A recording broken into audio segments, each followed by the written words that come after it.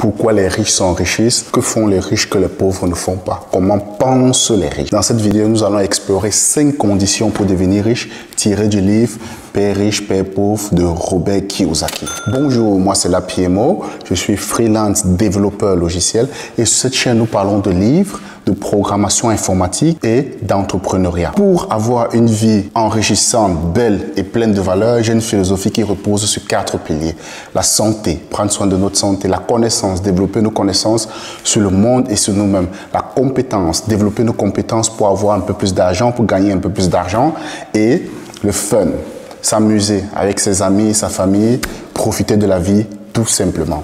Allez, sans plus tarder, allons au vif du sujet. 5 conditions pour devenir riche tirées du livre Père riche, Père pauvre. Beaucoup de gens pensent que le manque d'argent est la source de leurs problèmes, alors que c'est le manque d'éducation financière qui est leur véritable problème. Ceci est la pensée de Robert Kiyosaki dans Père riche, Père pauvre. Sans plus tarder, allons à la première condition. Si tu veux devenir riche, apprends à faire de l'argent et pour cela, utilise ta tête. Ici, Robert Kiyosaki dit que beaucoup de personnes rêvent et parlent de devenir riches, mais ils ne font jamais rien. Donc ici, il parle un peu de son histoire avec son ami Mike. Dans le livre, il a un ami qui s'appelle Mike et il a son père riche et son père pauvre. Son père pauvre, c'est son père biologique et son père riche, c'est le père de son ami Mike, qui lui est entrepreneur, qui a des business, qui a pas mal de petits business. Et ici, il explique que dès très jeune, il a toujours eu la volonté de devenir riche. Il a toujours voulu être quelqu'un de riche. Et il est allé demander à son père, papa, comment faire pour devenir riche? Son père lui a dit, il faut faire de l'argent. Donc, ce qu'il a fait, il est allé parler de ça à son ami Mike. Et son ami Mike, et lui, son ami Mike, ils se sont dit, ok, si papa me dit qu'il faut faire de l'argent, donc nous devons fabriquer notre propre argent. Ce qu'ils ont fait, c'est qu'ils ont racheté, ils sont allés chercher les tubes de dentifrice. À l'époque, qui étaient faits en sorte d'aluminium ou quelque chose comme ça. Ils ont commencé à fabriquer avec certains procédés qu'ils avaient lus dans un livre scientifique pour fabriquer de l'argent. Et quand ils l'ont fait, quand ils étaient en train de le faire, le père de Robert Kiyosaki est rentré et il a demandé, mais qu'est-ce que vous êtes en train de faire? Et il a dit, mais papa, je suis tes conseils. Tu m'as demandé que si je veux devenir riche, il faut que je fasse de l'argent. Donc nous sommes en train de fabriquer de l'argent. Son père a rigolé, mais il a dit que mais c'est bien. Son père lui a dit, c'est quand même illégal. Tu ne peux pas fabriquer de l'argent. Ce n'est pas à toi de le faire. Son père lui a dit, mais j'apprécie quand même l'initiative, j'apprécie la démarche parce que ça prouve que tu veux devenir riche, mais tu es en train de faire, tu as pris un chemin, tu es en train de faire quelque chose, même si cela est illégal. Par contre, si tu vas voir le père de Mike, lui peut-être pourra vous apprendre à devenir riche parce que moi, je ne le suis pas. Son père biologique, en fait, était un professeur d'université.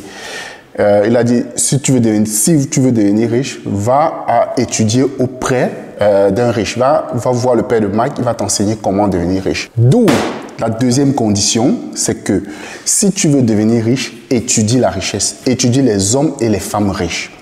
C'est ça notre problème souvent. Des gens parlent de richesse, mais ils ne font jamais rien et ils pensent que la richesse ne peut pas s'étudier. Il faut étudier les hommes riches, il faut étudier la richesse. Jim Rohn disait, Jim Rohn qui est l'un de mes maîtres à penser, il m'a énormément influencé également, Jim Rohn, qui disait les pauvres devraient inviter les riches au restaurant, leur payer à manger et écouter les riches parler. Je pense que pour qu'il disait ça, parce que le fait d'être dans cet environnement, d'être avec quelqu'un qui est riche, il va nous donner des conseils, il va nous orienter vers des choses qui peuvent changer complètement notre vie. Tellement j'ai écouté Jim Rohn et j'essayais de mettre ces principes en application. Et je me rappelle, j'avais rencontré un monsieur qui vendait des voitures. À ce moment-là, qui vendait des voitures, ben, nous sommes devenus un tout petit peu amis. Et il avait plusieurs business, donc il vendait des voitures et il m'avait dit également qu'avant il avait un restaurant. Et le restaurant, ben, il avait fermé le restaurant parce que bon, ça lui demandait beaucoup trop de travail. Il vend des voitures et son frère et lui, ils sont partenaires dans tout ce qui touche des achats immobiliers. Donc je crois qu'ils achètent, ils font dans la prospection immobilière. Et moi, je me suis rapproché de ce monsieur, ben, plus on devenait un tout petit peu proche. J'ai essayé de mettre en application, en fait, tout simplement ce que j'avais écouté Jim Rohn dire. Je l'avais invité un de ces jours que nous devons manger ensemble, pour que nous mangions ensemble. Je l'ai invité à un restaurant. Tout le temps, voilà, généralement, ces genres de personnes sont très occupées. Hein. Donc, j'avais un de ces jours, ben, il a accepté l'invitation, il est venu. Mais je peux vous dire que Ce jour du restaurant, j'étais encore étudiant. Hein, je peux vous dire, j'étais encore étudiant. Donc, pas beaucoup d'argent. Ben, je me suis dit, ben, écoute, même si on va dans un restaurant, ben, voilà, je pense qu'on ne va pas dépasser une certaine somme. Je crois que la somme que je m'étais fixée, j'avais 200 €. Je me suis dit, OK, même si, peu importe, ben, je suppose qu'on ne va pas dépasser 200 € de repas. Donc, et ce jour, donc, je lui ai donné rendez-vous dans un restaurant. Il est arrivé, mais ce jour, il n'est pas venu seul.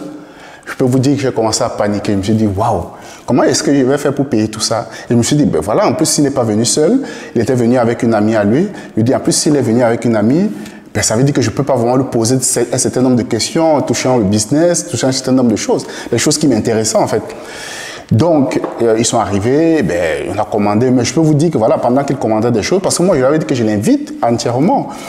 Et pendant qu'il commandait les choses, j'essaie de discuter, de poser des questions, comment il a commencé son business, voilà, comment ça se passe. Mais bon, son ami était là, donc la discussion est partie un peu dans des discussions un peu généralistes, on va dire. Mais au final, à la fin, il ne m'a même pas laissé payer toute l'addition.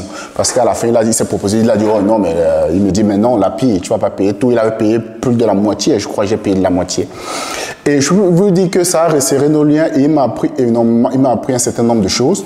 Donc, c'est là que, voilà, il m'expliquait comme quoi, comme je l'ai dit, hein, il possède, il vend des voitures, il possède également, il est partenaire avec son frère dans tout ce qui touche à prospection immobilière, il avait un restaurant, il a pas mal de relations. Donc, ce que je veux dire ici, c'est que beaucoup de gens, quand on va leur dire, si on leur demande de faire une telle chose, ils vont se dire, mais aujourd'hui, c'est un très bon ami. Et quand parfois j'ai certaines difficultés ou bien je recherche voilà, à faire un certain nombre de choses, je lui pose la question, je lui demande parce qu'il a de l'expérience dans tout ce qui touche l'entrepreneuriat, dans tout ce qui touche le business. Et je pense que cette pensée de Jim Rohn est super importante, c'est-à-dire qu'il faut regarder dans notre environnement s'il y a quelqu'un, et généralement le problème aussi c'est que ces gens n'ont pas souvent le temps. Essayer d'inviter vraiment une personne riche et essayer de leur apporter de la valeur, de les inviter au restaurant tout simplement et discuter avec eux. Je pense que nous allons apprendre énormément d'eux et c'est très très très très enrichissant. Donc, la deuxième condition, c'était si tu veux devenir riche, étudie la richesse, étudie les hommes et les femmes qui sont devenus riches. Donc, il ne faut pas croire que ça va se faire seulement de façon hasardeuse. La troisième condition, si tu veux devenir riche, ne sois pas trop obsédé par l'argent. C'est vrai que ça paraît un tout petit peu paradoxal et contradictoire. Parce que les gens te disent que, mais voilà, je veux devenir riche et comment tu me dis qu'il ne faut pas que je sois trop obsédé par l'argent. Je pense que quand on est trop obsédé par l'argent, donc, ça veut dire qu'on aura peur de le perdre et on ne va pas parfois on va pas toujours prendre les bonnes décisions. Par exemple, la condition précédente où j'ai dû inviter cet ami-là, en fait, cet ami-là qui a pas mal de business, à un restaurant. Si j'étais obsédé par l'argent, j'allais dire que non, je ne veux pas l'inviter. J'étais étudiant, je ne veux pas dépenser cet argent, mais aujourd'hui, c'est un très bon ami. On a créé des très bons liens. Et voilà, il m'a énormément aidé. À un moment, j'avais même pas, bon, pour revenir un tout petit peu, à un moment, j'avais même pas, comme je vous l'ai dit, j'étais étudiant, j'avais même pas de quoi jobber. Ben, il m'avait proposé de venir chez lui, laver des voitures et il me rémunérait à la journée. Donc, c'est-à-dire que si à un moment on est trop obsédé par l'argent, il y a certaines décisions certaines décisions adéquates qu'on ne prendra pas. Parce qu'on veut garder, on veut économiser au maximum. Robert Kiyosaki le dit même dans son livre, hein, ça ici, à son chapitre 1, il disait, les riches ne travaillent pas pour de l'argent. Ils font en sorte que leur argent travaille pour eux. L'idée, c'est de penser à un système, comment notre argent va travailler pour nous. Pas travailler pour de l'argent. Pas être trop obsédé par l'argent. Ici, par exemple, quand il a voulu devenir, en fait, comme voilà, son désir de devenir riche, son père biologique, qui est son père pauvre dans le livre, qu'il a envoyé vers le père de Mike, qui était le père riche, qui construisait les business. Et quand il allait voir le père m'a dit, ok, je vais vous enseigner à devenir riche, mais à une seule condition. Je ne vais pas vous rémunérer, vous allez travailler pour moi gratuitement. Ben, ils se sont arrêtés, dit, mais comment ça? Il disait que tous les week-ends, tous les samedis, vous allez venir travailler pour moi gratuitement. Et Robert ici explique que, déjà durant la semaine, il allait à l'école et parfois l'école, ça l'ennuyait. Il dit, le week-end au moins, quand il allait en semaine, au moins le week-end, il s'est dit, ok, le week-end arrive, je pourrais m'amuser. Il dit que le week-end, maintenant, il devait aller travailler et travailler presque gratuitement parce qu'au départ, le père de Mike disait, ok, je vais vous payer 10 centimes. 10 centimes de l'heure, vous allez travailler pour moi.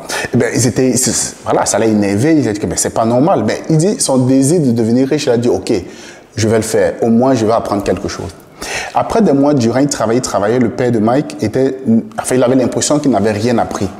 Et il allait se plaindre chez le père de Mike, qui est ici son père riche, il allait se plaindre, il dit que mais c'est pas normal, vous avez dit que vous allez m'enseigner à devenir riche, voilà, j'ai reçu aucun cours, vous n'avez donné aucune information importante pour devenir riche, et je travaille pour vous, pour des cacahuètes, c'est pas normal, vous m'exploitez. Il a commencé à se plaindre, et le père de Mike lui a dit, comment tu te sens quand tu travailles pour de l'argent? Il dit, ben voilà, je suis énervé, j'ai l'impression que je ne suis pas payé à ma juste valeur. C'est ça que le père de Mike lui a dit, c'est ça le problème, parce que tu travailles pour de l'argent. Tu n'es pas ici en train de travailler pour apprendre. C'est deux choses différentes. Et finalement, le père de Mike l'a convaincu, il a dit, ok, est-ce que tu veux continuer à travailler pour moi? Il a réfléchi et finalement, il a dit oui. Le père de Mike lui a dit, cette fois-ci, tu vas travailler pour moi et même les 10 centimes que je te payais, je ne te payerai plus ces 10 centimes. Tu vas travailler gratuitement pour moi. Il s'est énervé, il dit que mais c'est pas normal. Au moins les 10 centimes, ben voilà, ça me permettait même déjà d'acheter des bonbons. Maintenant, tu me dis que tu ne vas plus rien me payer. Il dit oui, tu vas travailler pour moi gratuitement. Il lui disait toujours, utilise ton cerveau. C'est ton cerveau que tu dois utiliser pour te faire de l'argent, pas autre chose. Si tu travailles pour de l'argent, c'est comme si ton cerveau s'éteignait. Tu convertis ton temps en argent. Alors que si tu utilises ton cerveau, pour gagner de l'argent, c'est totalement différent. Et le père de Mike disait toujours, utilise ton cerveau. Comme quoi, parfois, surtout pour les débuts, et je pense que c'est quelque chose que beaucoup d'entre nous, parfois, ne mettons pas en application. Il y a beaucoup de gens qui soit n'ont pas de boulot, qui ne font rien, mais qui restent là et cherchent un boulot. Proposez vous-même d'aller travailler gratuitement pour quelqu'un. Si vous voulez devenir, par exemple, exceller dans un domaine ou alors travailler dans un secteur d'activité bien précis, cherchez quelqu'un qui travaille déjà dans ce secteur d'activité et proposez-vous d'aller travailler pour cette personne gratuitement. Vous allez apprendre. J'étais proche de mon ami dont j'ai précisé qui vendait des voitures et tout ça. J'étais toujours en train d'observer tout ce qu'il faisait dans sa façon de négocier. Je dis, on apprend beaucoup plus quand on est dans ce type d'environnement. Parce qu'on n'apprend pas observation. C'est un peu ce que les neuroscientifiques appellent souvent le neurone miroir. Donc, moi, j'étais toujours en train de l'observer. Tout ce qu'il faisait, ça, sa façon de négocier. Parfois, ce qu'il faisait, c'est qu'il achetait souvent certaines voitures, il réparait et il revendait. Et dans sa façon de négocier, d'acheter, tout ça, j'étais toujours en train de l'observer. Et par exemple, dans tout ce qu'il faisait, il y a un site où il achetait du matériel et il revendait. C'était un site généralement ou dédié aux professionnels. Et moi, j'étais toujours en train d'observer, je l'ai vu, voilà, j'ai vu qu'il allait sur tel site. Aujourd'hui, par exemple, j'ai pour projet d'aller sur le même site, par exemple, acheter certains produits et que je vais revendre. Donc, on se rend compte qu'il faut être dans cet environnement, il faut aller auprès des gens qui ont déjà atteint un certain niveau ou encore qui travaillent dans un secteur dans lequel nous aimerions travailler plus tard. Et proposer même de travailler gratuitement pour ces personnes. Oui, beaucoup de gens vont dire, mais j'ai besoin d'argent pour vivre. Mais à un moment, il faut payer le prix. À un moment, il faut payer le prix. D'où, voilà, il dit ici, si tu veux devenir riche, il ne faut pas trop être obsédé par l'argent. Allez, la condition 4. Si tu veux devenir riche, arrête d'avoir peur de l'échec. Parfois, nous voulons devenir riches, mais la peur de l'échec est plus grande que l'excitation de la réussite. Et c'est souvent ça notre problème. Nous avons peur de l'échec, la peur de manquer d'argent, la peur de manquer d'argent, la peur de tout recommencer, la peur de perdre notre boulot. Toutes ces peurs, comme Robert Kiyosaki le dit, toutes ces peurs nous poussent à travailler pour de l'argent. En fait, c'est la peur qui nous motive, pas notre désir. En fait, la peur nous motive à faire un certain nombre de choses, mais pas notre désir profond. Tu disais, si tu veux devenir riche, il faut arrêter d'avoir peur de l'échec. L'échec fait partie de l'aventure. Si tu as peur de perdre, si tu as peur d'investir, que tu vas perdre, comment est-ce que tu veux devenir riche? À un moment, il faut perdre. Ça fait partie du processus. Ça fait partie du processus. Phil Knight, ici dans son livre là de la victoire, dit, si tu dois te planter, plante-toi vite, apprends et recommence. Aussi simple que ça. Mais si on a tout le temps peur de l'échec, on aura peur de se planter et finalement on ne fera plus rien. La 5e condition, si tu veux devenir riche, Prends l'entière responsabilité de ta vie et arrête de croire que les autres sont la cause de tes problèmes. Moi, j'avais toujours l'habitude de dire que même si nous savons que ce sont les autres qui nous ont causé du tort, qui nous ont fait, voilà, qui sont la source de nos problèmes, il faut switcher, il faut changer la phase des choses. C'est dire que c'est nous sommes responsables de tout ce qui nous arrive. Je pense que se mettre dans cette posture-là fait que tu dois trouver une possibilité, une solution pour sortir de cette difficulté. Parce qu'une fois qu'on a pointé le doigt sur l'autre et dit que c'est l'autre la source de notre problème, ben c'est fini. C'est comme si on mettait notre cerveau en pause et on s'arrêtait là.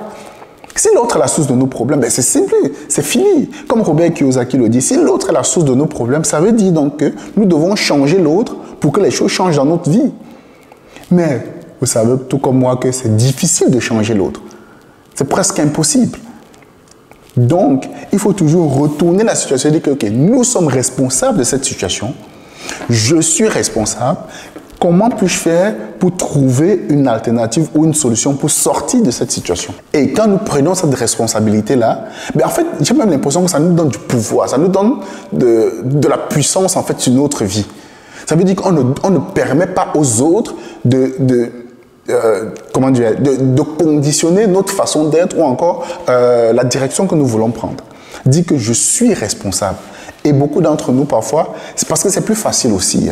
Dire que nous sommes responsables, ça veut dire que beaucoup de choses, nous devons endosser beaucoup de choses. Mais c'est plus facile de dire que c'est les autres la cause. C'est les autres la source de mes problèmes. Donc, la 5e condition, c'est si tu veux devenir riche, prends l'entière responsabilité de ta vie et arrête de croire que les autres sont la cause de tes problèmes. Nous en arrivons ici à la fin de la vidéo. Dis-moi, qu'as-tu pensé des différentes conditions pour devenir riche? Laquelle de ces conditions te semble incontournable? Laisse ton avis dans les commentaires. Et si tu as aimé la vidéo, laisse un like. Abonne-toi si ce n'est pas déjà fait. Active la cloche des notifications pour rester informé des prochaines parutions. Merci d'avoir regardé cette vidéo. Moi, c'est Lapiemo et rendez-vous pour une prochaine vidéo. Bye bye!